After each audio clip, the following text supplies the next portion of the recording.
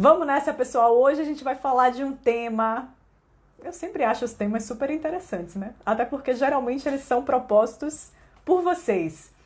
Eu sempre tenho as ideias de temas falando com vocês, das dúvidas que vocês deixam lá nos comentários, ou que alguns falam comigo no direct. Mas fato é, os temas aqui das lives têm surgido muito por conversas que eu tenho tido com os meus pacientes e com vocês aqui, com os seguidores. Boa noite, pessoal. Então é isso aí. Vamos dar início. Deixa eu até lembrei aqui rapidinho. Deixa eu fixar o tema aqui. Para caso alguém entre depois, para que essa pessoa saiba do que a gente está falando. Tá certo? Então o tema de hoje é carboidratos. Tudo sobre eles. Vamos tentar falar, né? Não dá para falar tudo, mas vamos tentar pegar os principais pontos que vocês tenham dúvidas em relação ao consumo de carboidratos. Então, assim, eu separei alguns tópicos, fiz um papelzinho aqui, claro, para me guiar, como sempre. Separei alguns tópicos que eu vejo que mais existe dúvidas em relação ao consumo de carboidratos. Eu quero começar falando sobre as fontes, né? Até porque eu vejo que isso por si só, é um ponto de dúvida muito grande entre as pessoas. Eu vejo que algumas pessoas acreditam que carboidrato é só aquilo que vem de farinha, né? Então, pão, macarrão, coisas assim. Quando, na verdade, o grupo de carboidratos, ele está amplamente disseminado em praticamente todos os alimentos da natureza. Em praticamente todos. Então, se a gente pega, quais seriam as principais fontes, de carboidrato? Cereais e todos os derivados de cereais, ou seja, quais são os cereais? Arroz, trigo, aveia, milho, quinoa, tudo que for cereal ou que for farinha derivada deles, ou seja, farinha de milho, que a gente faz muito o cuscuz de milho ou bolos, farinha de trigo, que a gente faz pão, biscoito, bolo, farinha de arroz, que é muito utilizada para fazer aqueles alimentos do tipo pão e biscoito sem glúten, né? As indústrias principalmente utilizam principalmente como base a farinha de arroz, por ser uma farinha barata, para fazer aqueles alimentos sem trigo, né? Ou sem glúten, principalmente para as pessoas que têm doença celíaca. Fora isso, as leguminosas, ou seja, feijão e derivados, feijão, grão de bico, lentilha, ervilha, tudo isso é fonte primordialmente de carboidratos. Óbvio que esse grupo especificamente até de alimento, ele tem uma mistura de nutrientes muito boa. Na verdade, ele é uma fonte boa, principal de carboidrato, mas também tem uma boa quantidade de proteína. Tanto que, para o público vegano, as leguminosas, né, que é esse grupinho de feijão, grão de bico, ervilha, etc., a gente utiliza muito como uma das fontes principais de proteína também. Mas quando a gente avalia ali a tabela nutricional desses alimentos, se eu pego lá 100 gramas de feijão cozido, por exemplo, eu vou ver ali que ele tem provavelmente algo em torno de 30 gramas de carboidrato, depende muito, 20 a 30 gramas de carboidrato, e ele tem um pouquinho de proteína também, provavelmente algo em torno ali de 10 gramas, não lembro de cabeça, mas algo em torno de 10 gramas de proteína. Então, talvez dentro dos alimentos que são fontes de carboidrato, as leguminosas é o que mais tem proteína. Então, ele tem uma alta quantidade de carboidrato, mas tem uma boa quantidade de proteína também. Tanto que, na minha visão, o grupo das leguminosas é o grupo mais interessante, é o grupo fonte de carboidrato mais interessante para a gente ter na nossa rotina, tá certo? Bom, mas fora isso, fora os cereais, fora as leguminosas, a gente tem também os tubérculos e raízes. Então, o aipim, né, ou mandioca, mandioquinha, inhame, batata doce, tudo isso é fonte densa em carboidrato. Fora isso, eu tenho também frutas. Então, as frutas doces em geral, elas são fontes de uma quantidade maior de carboidrato. Tem algumas exceções no mundo das frutas, que é o caso de abacate e coco, principalmente frutas vermelhas, que tem uma quantidade muito baixa em carboidrato. O maior teor até de carboidrato desses alimentos é fibra, e eu já vou falar sobre as fibras, mas proporcionalmente eles tendem até a ter uma quantidade, no caso de coco e abacate, uma quantidade de gordura maior do que a de carboidrato.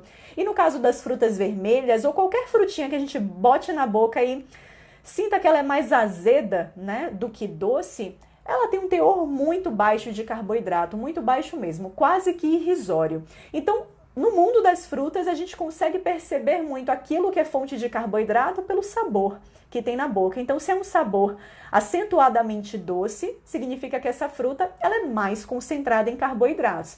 Já se essa fruta tende a ter um sabor neutro ou até mais azedo, ela é uma fruta muito pobre em carboidratos. Mas frutas em geral, elas tendem a ser mais fontes de carboidrato. Manu, o kiwi não é nem tão baixo assim em carboidrato não, tá? Não é nem tão baixo não. É óbvio que como ele é uma fruta que tem um tamanho assim, ele deve pesar um kiwi médio, né? Vocês veem que eles são todos de um tamanho muito parecido. Então, um kiwi médio deve pesar em torno de 70 gramas. Então, a gramagem dele é pequena. Então, por isso que quando você vai ver em um kiwi, você vai ter talvez uma média aí de uns 12 gramas de carboidrato, mas você vê até que ele não é uma fruta nem tão baixa assim em carboidratos, tá certo? E eu tô só frisando isso porque eu vejo que, às vezes, as pessoas que têm uma tendência a fazer uma low carb, né, a gostar muito da low carb, elas usam kiwi com bastante frequência, às vezes usam kiwi e tem medo, por exemplo, de melão. Mas eles têm a mesma concentração de carboidrato.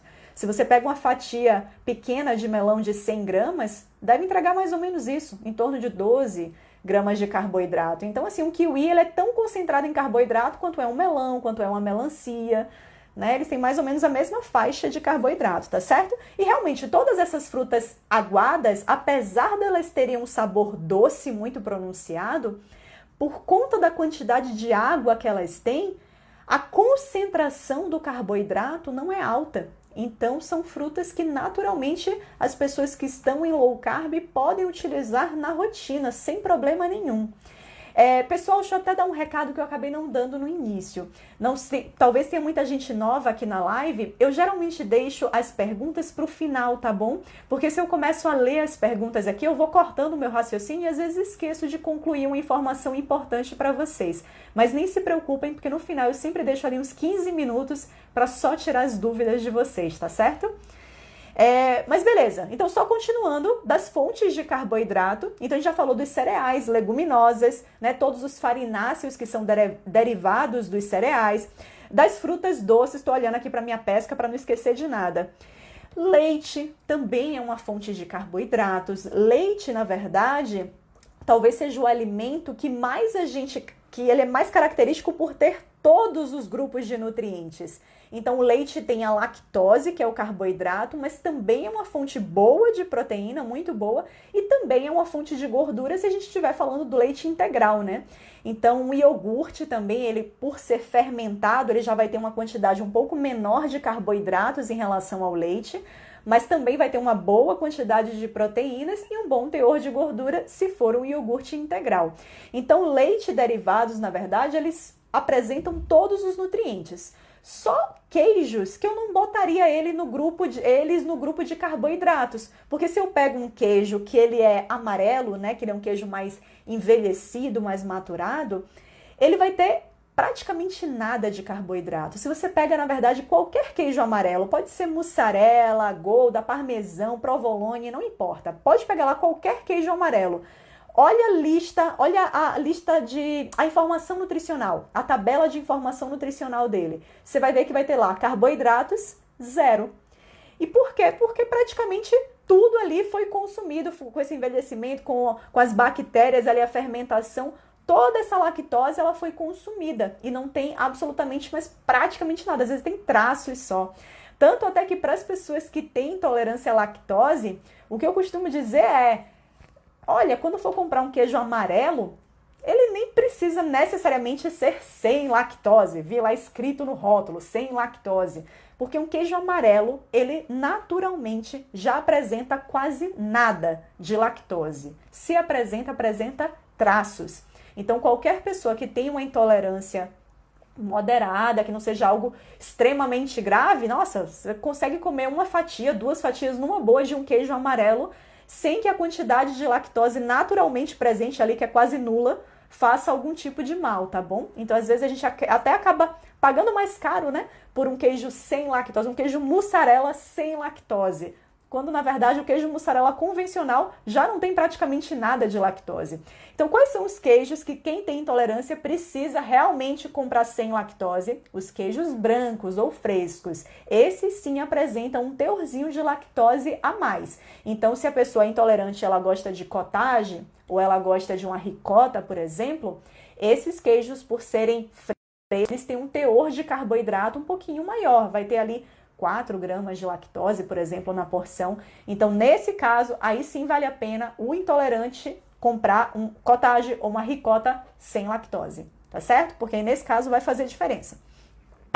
Mas beleza, fora isso, então, fonte de carboidrato, açúcar, mel, melado de cana, tudo isso são fontes mais densas, né, que são praticamente puro carboidrato, né? O peso total daquilo é praticamente carboidrato puro, que é um pouco da questão das farinhas também. Quando eu pego farinha de mandioca, por exemplo, a farinha de trigo, o peso dela, considerando que aquilo ali é um alimento seco, que não tem uma gotinha de água, ou até de fibra sequer, muito pouco que tem ali de fibra, não tem nada de água, o peso dele praticamente inteiro é de carboidrato. Então, se eu peso ali uma colher de sopa que tem 15 gramas de farinha, 14 ou 15 é carboidrato, tá certo?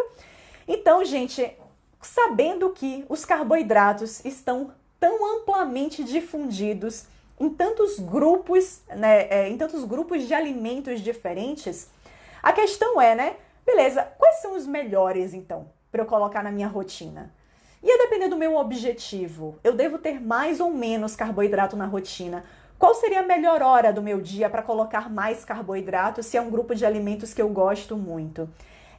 São essas perguntas que eu quero responder vocês nessa live daqui, tá bom?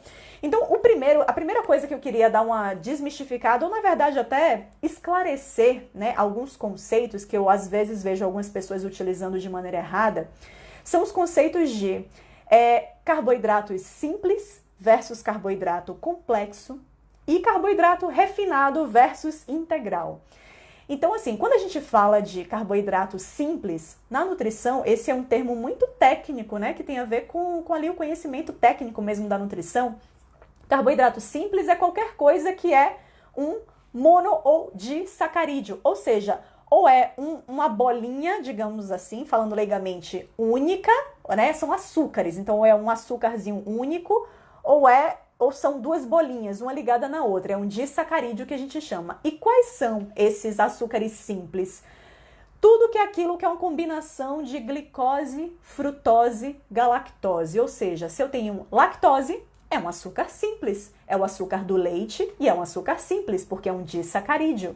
Se eu tenho sacarose, que é o nosso açúcar de mesa, aquele açúcar branco ou mascavo, demerara, que a gente coloca às vezes para adoçar o café ou qualquer outra coisa ou fazer um bolo. O nome técnico desse açúcar cristal é sacarose, ou mesmo do açúcar refinado, é sacarose, que na verdade é glicose mais frutose, ligadinhos. Então tudo isso é açúcar simples. Via de regra, esses açúcares simples, eles têm no nosso paladar, quando a gente consome, a gente percebe um sabor bem adocicado quando consome eles. Já carboidrato complexo é tudo aquilo que é uma cadeia grande de carboidrato, enquanto o carboidrato simples é uma bolinha sozinha ou duas bolinhas juntas, um carboidrato complexo seria uma cadeia grande de bolinhas. E quais carboidratos principais são esses? Amido. Amido é um carboidrato complexo. Onde é que está presente o amido? A tapioca é amido. As raízes e tubérculos que eu citei são predominantemente fonte de amido.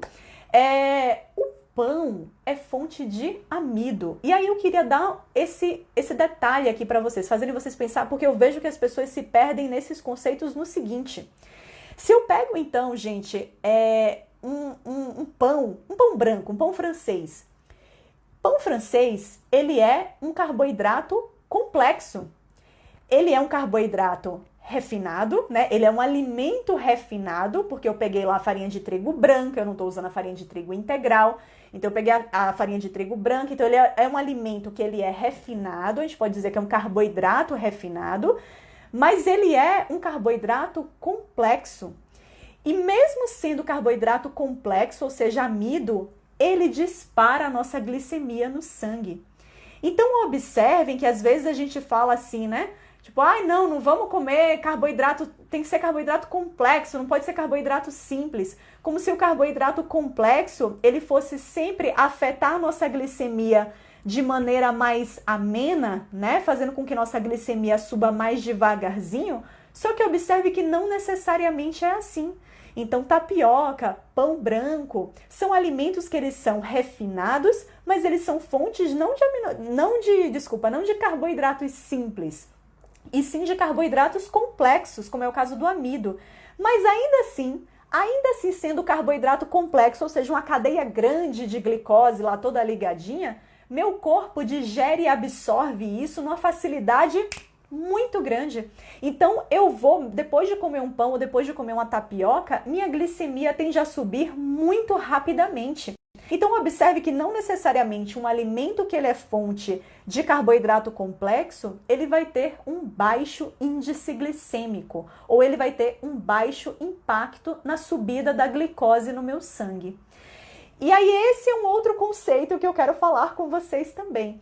Então, quando a gente fala de índice glicêmico, o índice glicêmico é um termo que se refere justamente a isso que eu acabei de falar, ao quão rápido ou lento a minha glicemia vai subir no sangue.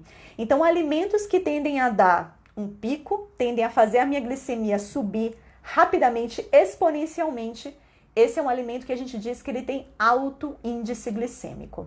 Já se depois de comer um alimento, a minha glicemia, ela sobe mais devagarzinho, ela tende a subir de uma maneira mais lenta e continuada, mas mais devagar, achatando a curva, né? Que é o que a gente quer fazer agora nesse período de quarentena. A gente não quer dar um pico de pessoas doentes e contaminadas para não lotar os hospitais. Então a gente quer achatar essa curva, é exatamente isso. O índice glicêmico baixo ou moderado, ele achata essa curva, ele achata essa subida da nossa glicose no sangue. Mas e aí, Paula? Então é melhor eu priorizar então os alimentos que têm baixo índice glicêmico na minha rotina? Eu diria, depende de quem você é. Depende de quem você é. A gente não necessariamente precisa fugir dos alimentos de alto índice glicêmico, não necessariamente, mas também a gente não pode colocar na cabeça que basta ter baixo índice glicêmico e eu posso comer em maior quantidade, ou eu posso comer à vontade esses alimentos. O que é que eu quero dizer com isso, gente? Que, na verdade, a quantidade de carboidrato que eu vou trazer para a minha alimentação, a probabilidade é que a quantidade tenha um peso muito maior do que a qualidade desse carboidrato. E não me entendam mal, que eu já vou me explicar aqui nessas informações que eu tô contando, tá bom? E diabéticos, né? Para os diabéticos, sem dúvida, esse é um grupo populacional onde o índice glicêmico talvez tenha um impacto um pouco maior. Mas qual é a grande questão? Índice glicêmico, ele é um conceito um pouco confuso na base dele, porque, na verdade, quando eu trago o carboidrato, a medição do índice glicêmico, né, para eu classificar um alimento se ele tem baixo, moderado ou alto índice glicêmico, é um teste que eu faço, né, com um grupo de pessoas, testando determinados alimentos e comparando essa subida da glicemia com um alimento que eu digo que é padrão, né? Então, que vai ser lá, digamos, a glicose. Então, na verdade, dizer se um alimento ele tem alto, baixo ou moderado índice glicêmico vai depender de várias coisas, inclusive da própria característica da pessoa. Se essa pessoa tende a ter resistência à insulina ou não, por exemplo, isso, claro, que vai ter um impacto no índice glicêmico daquele alimento para ela.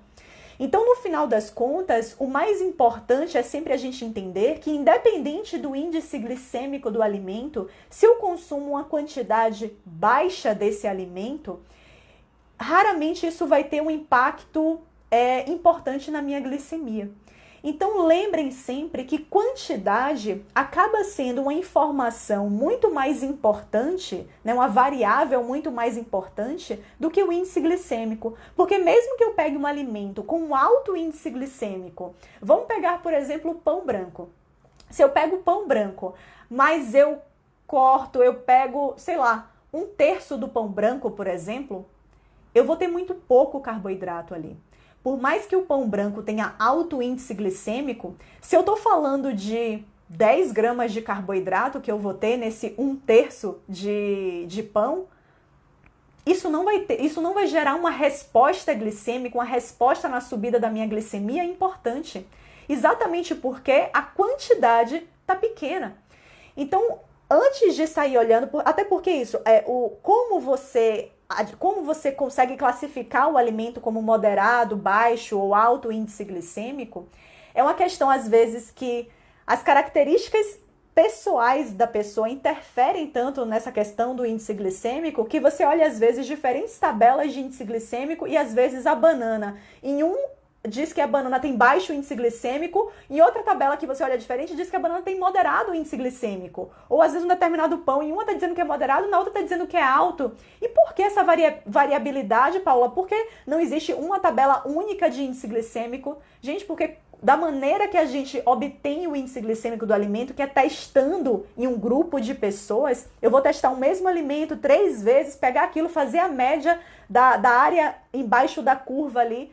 Ou seja, essa resposta sempre vai variar de indivíduo para indivíduo. Então é impossível eu criar uma tabela única e universal de índice glicêmico. Quanto mais pesquisadores diferentes testarem alimentos diferentes em pessoas diferentes, eu vou ter diferentes tabelas de índice glicêmico. E talvez por isso até essa coisa do índice glicêmico seja tão confusa. Para mim, índice glicêmico confunde muito mais do que ajuda. Então, eu preciso ficar me baseando em índice glicêmico, eu preciso procurar saber qual é o índice glicêmico daquele alimento, mesmo sendo diabético. Eu preciso procurar saber qual é o índice glicêmico daquele alimento para trazer ele ou não para minha rotina? Sinceramente, não. O que é que eu diria? Especialmente para os diabéticos. Para todo mundo, mas especialmente para os diabéticos, o que é que eu diria? Traga o alimento bruto, traga o alimento inteiro.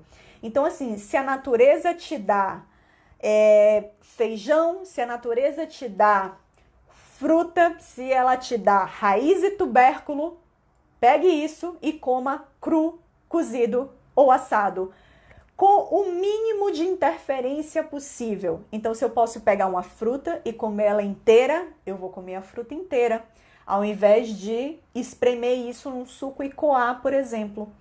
Se eu posso comer a batata inteira, vai, com ou sem casca. Tem gente que não curte a casca, que obviamente vai ter uma fibrazinha a mais ali, mas principalmente se não for orgânico, é bom tirar a casca. Mas se eu posso comer a raiz ou tubérculo inteiro, eu vou preferir fazer isso do que transformar isso num purê, por exemplo.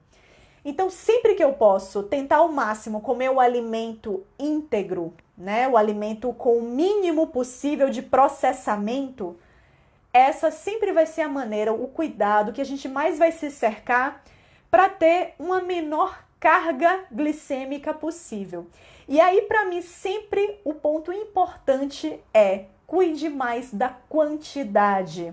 Porque se você cuidar da quantidade que você está colocando desse alimento para dentro, mesmo que às vezes você esteja falando de um alimento de alta carga glicêmica ou alto índice glicêmico, se você consome uma quantidade pequena, ou seja, a quantidade bruta de carboidrato que vai ter ali não é uma quantidade grande, mesmo que esse alimento seja de alto índice glicêmico, a chance dele ter um impacto glicêmico pequeno, né, ameno na sua glicemia é muito grande, certo? Então, realmente, para os diabéticos, claro, se dá para você ter essa clareza ainda maior, buscar um profissional que vai te auxiliar para estar te mostrando tabelas de índice glicêmico, separando alimentos para você, perfeito. Mas quando a gente não tem esse profissional à disposição, que a gente vai se virar lá com sites de busca e tudo mais, eu acho que o índice glicêmico vem muito mais para confundir a gente. Então, eu diria que pega o alimento bruto, de preferência da maneira que ele está, e sempre, principalmente no caso de diabéticos, traz esses alimentos misturados aos outros nutrientes da refeição. E esse é o ponto principal do porquê a gente talvez não precise ficar se ligando tanto em índice glicêmico. É porque quando eu falo de uma refeição completa, eu estou falando de uma refeição que vai me entregar carboidrato, proteína, gordura, fibra, vitaminas e minerais, né, polifenóis, fitoquímicos, e tudo isso ameniza o impacto glicêmico do carboidrato na nossa circulação, na nossa glicemia. Então, no momento em que eu pego uma fonte de carboidrato, como é o caso de uma batata, por exemplo, eu trago uma batata para participar do meu prato, que além da batata vai ter salada, carne, um azeite de oliva, legumes, eu estou amenizando a carga glicêmica dessa refeição. Então, por mais às vezes que batata ou que uma farinha tenha alto índice glicêmico, no momento em que eu trago ela para participar da minha refeição completa, contendo proteínas, gorduras, fibras, eu naturalmente vou lentificar a absorção, né? A digestão e a absorção desse açúcar que está presente ali no meu prato. Então, gente, para a gente fechar essa coisa de índice glicêmico e carga glicêmica, eu acabei não explicando o que é carga glicêmica, mas carga se refere ao índice glicêmico versus a quantidade que a gente coloca para dentro ali no prato. Então, a carga glicêmica, ela leva em conta a quantidade de alimento que está entrando, enquanto o índice glicêmico não. Então, carga glicêmica é até uma teoria, um conceito muito mais importante do que o índice glicêmico. Porque a grande questão é essa, eu prefiro mais entender qual é a carga dessa refeição, porque, como eu disse, a quantidade ela vai ter um peso muito superior, às vezes, na minha glicemia, do que o índice glicêmico em si, do que a qualidade daquele carboidrato. Mas, na verdade, até, gente, já que a gente está falando em qualidade, e eu não quero confundir vocês com essa frase de que a quantidade é mais importante que a qualidade, porque aí pode ter gente que vai sair daqui pensando assim, né? Então prefiro comer uma bala, então, que eu sei que é açúcar puro porque me dá prazer, mas eu prefiro comer uma bala do que comer uma fruta. Ou do que comer a batata lá no meu almoço. Vou preferir tirar isso e comer a bala, já que ela diz que quantidade é mais importante que qualidade. E pelo amor de Deus, hein? O que eu tô tentando passar aqui não é isso. Essa mensagem foi basicamente relacionada à parte de índice glicêmico. Então, pense que dosar a quantidade vai ser sempre muito superior e você vai estar se colocando numa zona mais de segurança do que ficar selecionando a qualidade em relação ao índice glicêmico do alimento. Mas o insight assim que eu queria trazer para vocês, gente, é que assim, às vezes a gente se preocupa muito com a questão da quantidade de carboidrato até que tem nos alimentos. Hoje a gente vive muito essa coisa de uma dieta, né, de dietas de baixo carboidrato, que particularmente eu acho que é uma estratégia muito boa para quem tem resistência à insulina, quem tem síndrome metabólica, quem quer emagrecer. Acho que é sensacional reduzir os carboidratos da alimentação, mas eu vejo que isso, por N motivos, né, por ser muito difundido nas redes e tal, acabou realmente tomando uma proporção em que as pessoas ficaram com medo mesmo de comer carboidratos, né? Eu tenho muitos pacientes que depois de fazer uma dieta low carb chegaram no percentual de gordura que queriam e quando a gente vai iniciar um processo então de ganho de massa muscular, eles ficam com medo de reintroduzir os carboidratos achando que vão engordar, né, que vão literalmente ganhar gordura. Mas o insight assim, que eu queria trazer para vocês nessa live é que, gente, o alimento, as doenças, né, hoje em dia, se a gente fala de diabetes, de câncer, de tantas doenças crônicas que a gente tem hoje presentes, doenças cardiovasculares. Gente, eu vou dizer uma coisa, essas doenças, elas têm muito mais relação com o alimento do que com o carboidrato. Ou seja, é muito mais importante que eu prefira a qualidade do alimento, né, que eu entenda que eu estou colocando para dentro alimentos de boa qualidade, do que ficar me importando over com o teor de carboidrato de cada alimento. E é muito pelo que eu disse lá no início da live, sabe? A natureza ela é muito sábia, muito. Ela entrega pra gente o alimento, aquele alimento que é fonte densa em carboidrato, ela geralmente vai entregar esse alimento pra gente com uma boa quantidade de água, com uma boa quantidade de fibras, com uma boa quantidade de vitaminas, minerais, que são coisas que atenuam essa resposta glicêmica do alimento. E fazem com que a gente processe esse alimento e provavelmente a gente tenha uma saciedade boa e que não tenha uma vontade de comer enlouquecida com aquele alimento.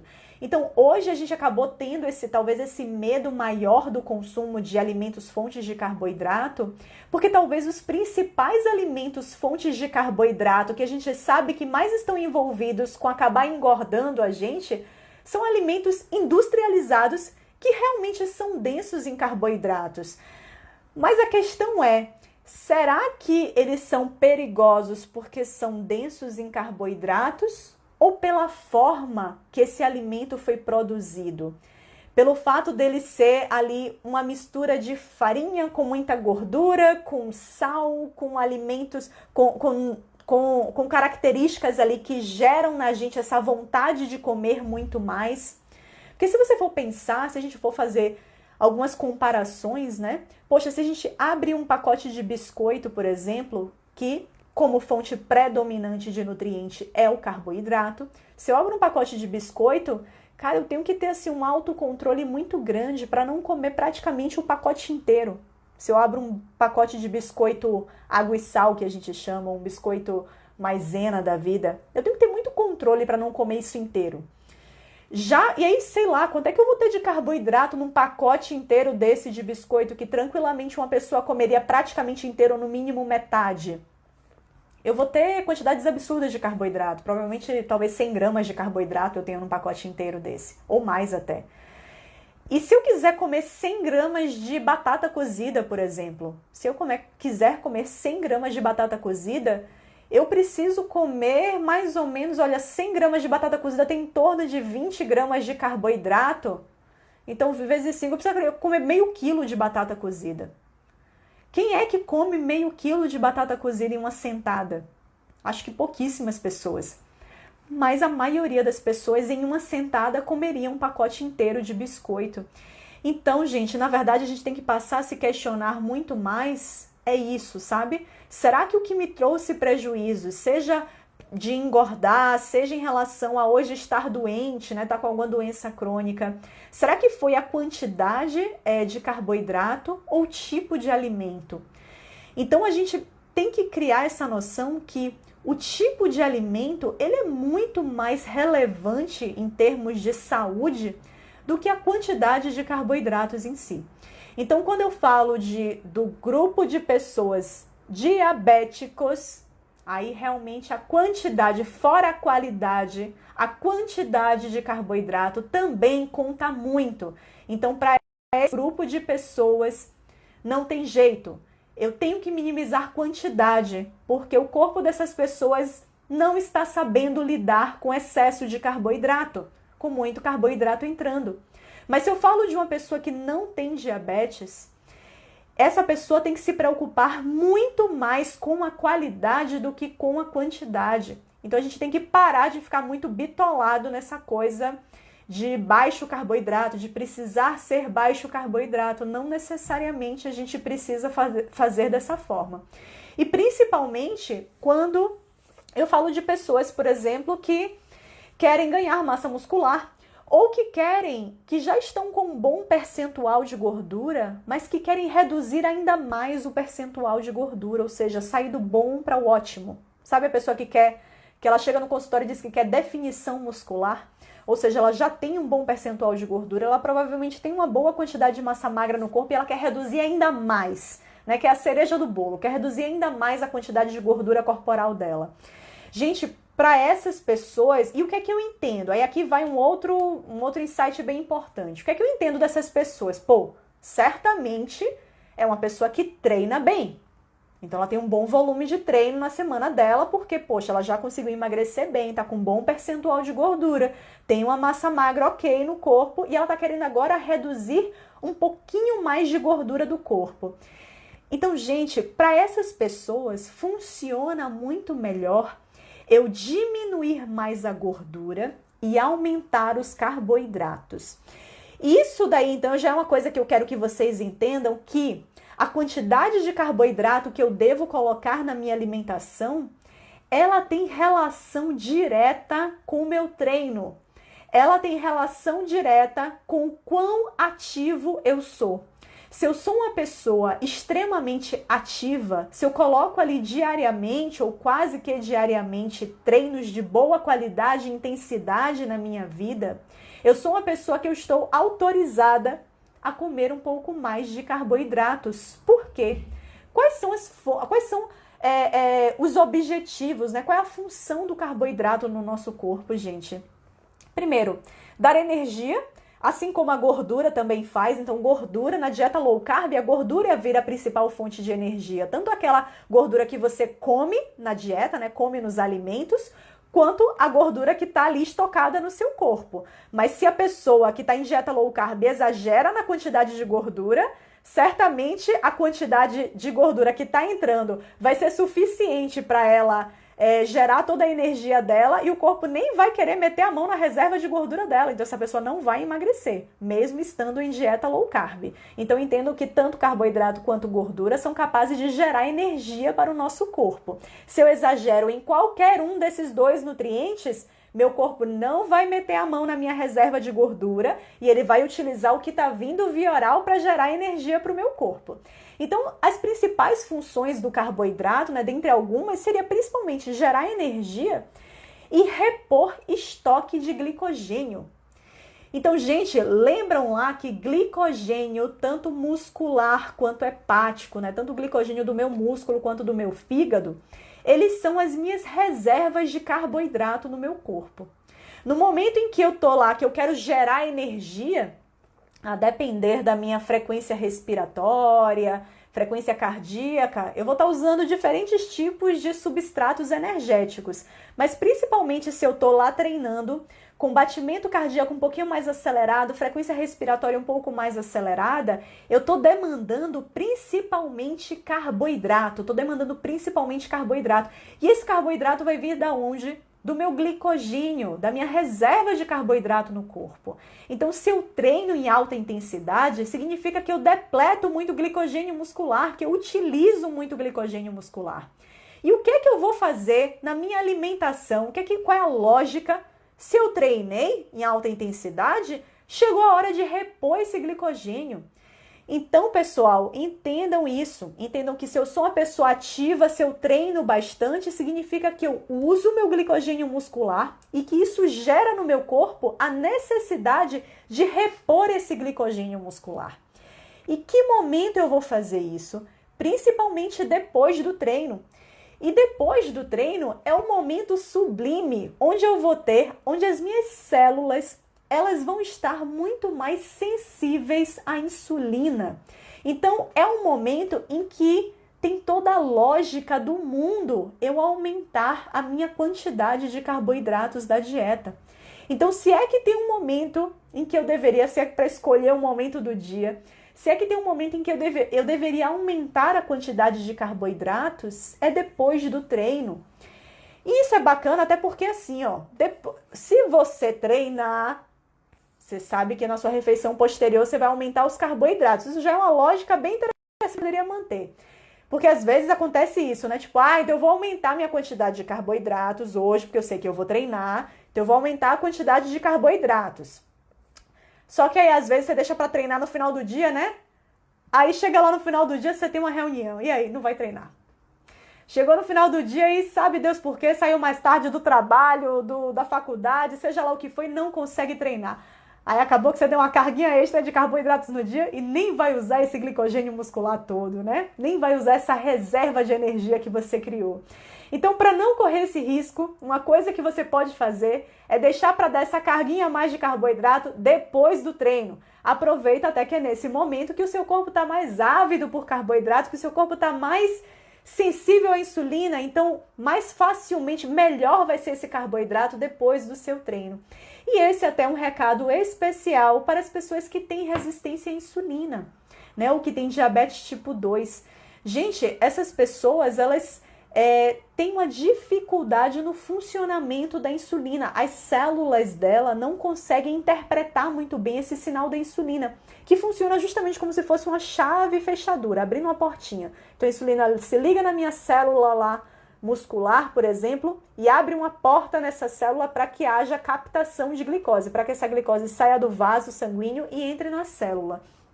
O que acontece com quem tem resistência à insulina é que essa insulina bate lá e não consegue abrir a porta, então a porta continua fechadinha.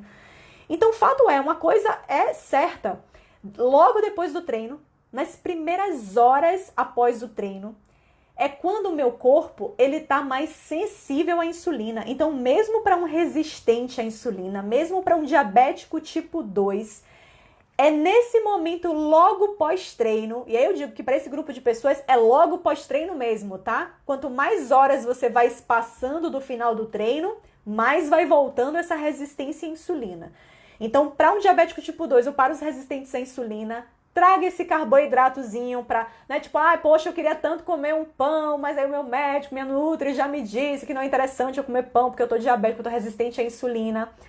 Treina direitinho, gasta glicogênio muscular. Acabou o treino? Vai lá comer seu pão. A chance de você absorver todo esse carboidrato bem que chegou e sendo um resistente à insulina ou diabético, qual é a mensagem mais importante? Quantidade. Então, não sendo excessivo, não vai também querer comer 3 pães, porque aí provavelmente a quantidade de carboidrato que vai entrar não vai ser compatível com a quantidade de glicogênio que você gastou. Então vai ser incompatível. Às vezes um pão já seria suficiente para repor o glicogênio, sabe? E aí você vai comer 3. Não faz isso, porque aí a quantidade de carboidrato realmente vai ficar excessiva. Você vai estocar todo o glicogênio, vai ter carboidrato ainda circulando e o seu corpo vai pensar, bom, já estoquei todo o glicogênio já está lá cheinho no talo. O que é que eu vou fazer com todo esse carboidrato que está aqui na corrente sanguínea? Vamos pegar isso, converter em gordura e jogar para o tecido adiposo. Entendeu? Então, gente, qualquer excesso de carboidrato não tem jeito.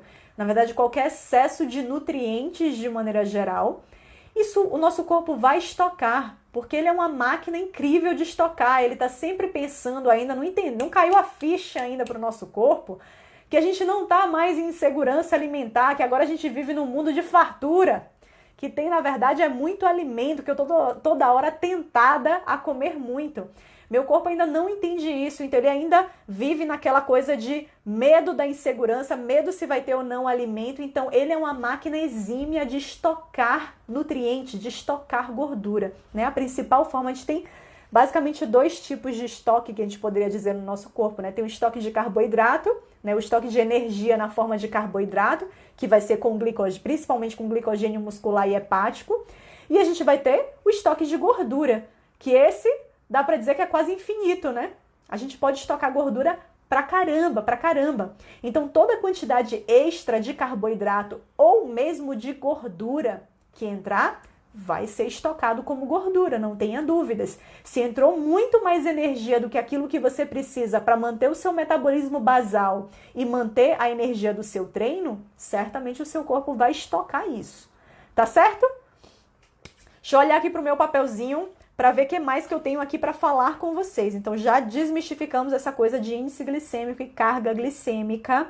Falamos um pouquinho dos objetivos de carboidrato, perfeito, dessa questão da melhor sensibilidade à insulina no pós-treino, que isso é muito importante.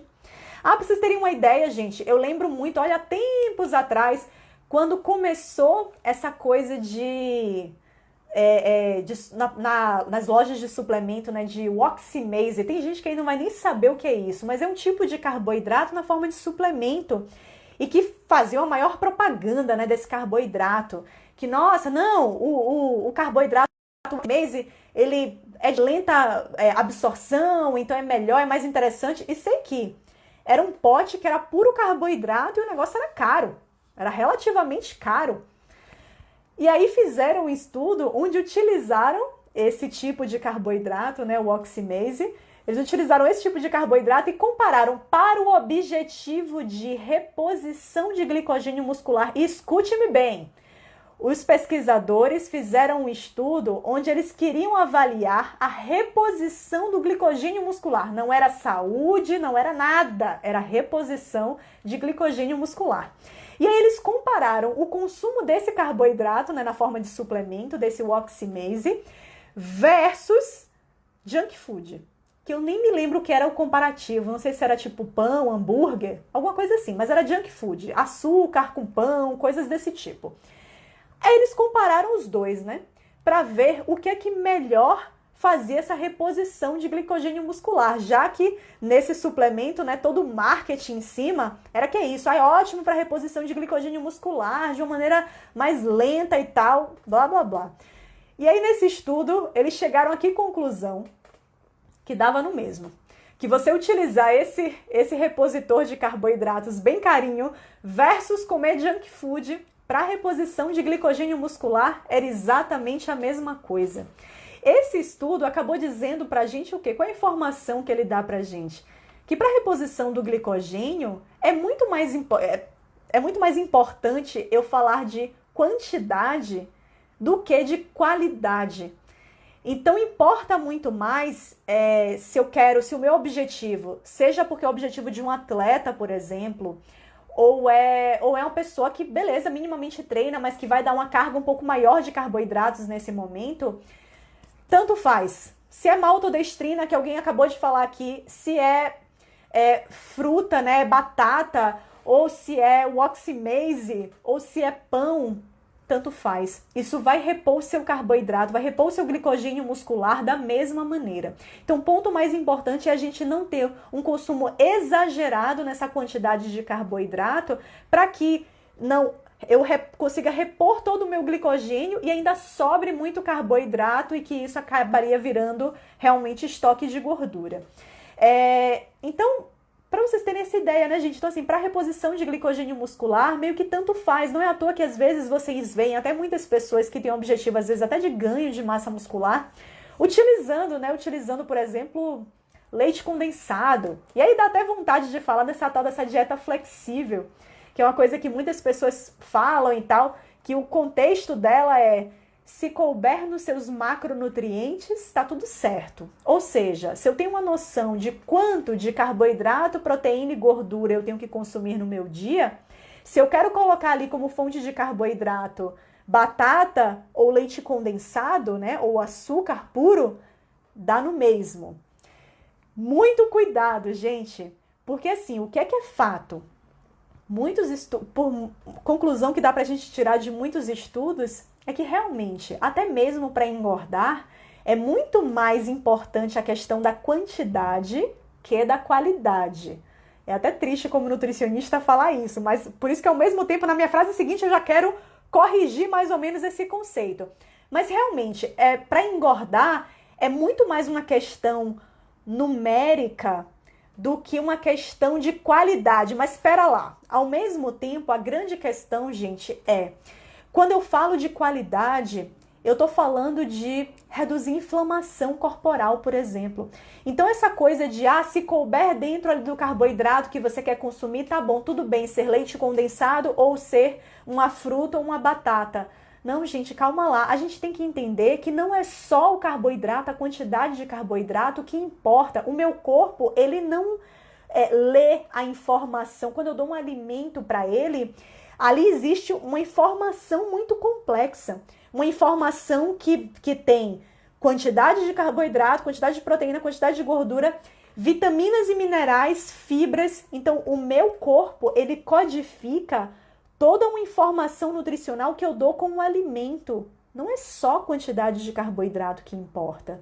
Então, tem diferença eu dar leite condensado ou dar uma batata cozida? Claro que tem diferença. Por mais que às vezes eu esteja dando exatamente a mesma quantidade de carboidratos, né, considerando determinada porção desses dois alimentos, entenda que o seu corpo, ele foi feito para interpretar uma informação complexa que vem com o alimento que eu consumo.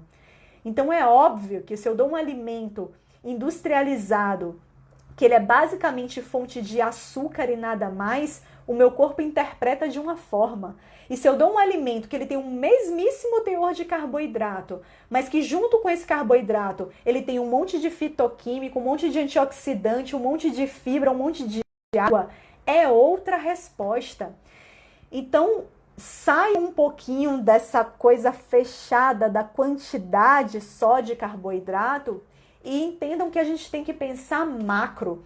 A gente tem que pensar, sim, em qualidade nutricional. Por isso que eu digo assim, ó, pega esse pensamento talvez da dieta flexível, né, de quantidade, né, de mirar muito na quantidade. Então, se eu quero substituir 50 gramas de carboidrato disso por aquilo outro, perfeito, porque cabe ali nos meus macronutrientes. Então, é uma troca justa, é uma troca que não vai me fazer engordar. A curto prazo até pode ser. A curto prazo até pode ser. Mas lembre que a longo prazo a gente está falando de inflamação principalmente. E esse tipo de alimento que tem muito baixo teor nutritivo e só entrega açúcar, só entrega quantidade, né? Só entrega carboidrato para a gente e nada mais. A médio e longo prazo, não tenha dúvidas, o que ele vai começar a fazer em você é uma inflamaçãozinha de baixo grau.